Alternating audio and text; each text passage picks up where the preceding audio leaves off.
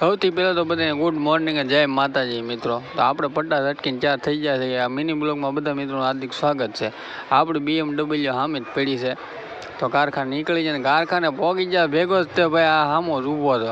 ભાઈ માવો બાવો લઈને ભાઈ અહીં ખિસ્સામાં ખૂટી કોડી નથી.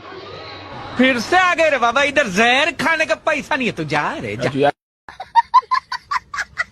હા તે ભાઈ આપણી કારખાનામાં એન્ટ્રી થઈ. મેનેજરને કીધું કે ભાઈ લાવો 200 હીરાના મથાળા મારી દેવાના છે. પછી ભાઈ ગાભો લઈને પ્લેટને ઘઈ સાફ કરી હો. जिस राह पे तुम चल रहे हो बेटा, एक दिन बुरी तरह फंसोगे. उस दिन मुझे याद करना. वो काम कर जिसमें तेरा टैलेंट है.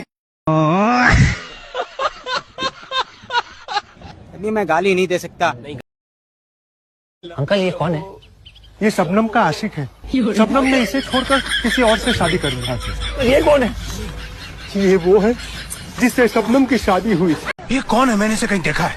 यही तो बादशाह है. हाँ? वादों से अपने मुकरता नहीं, मरने से मैं कभी डरता नहीं.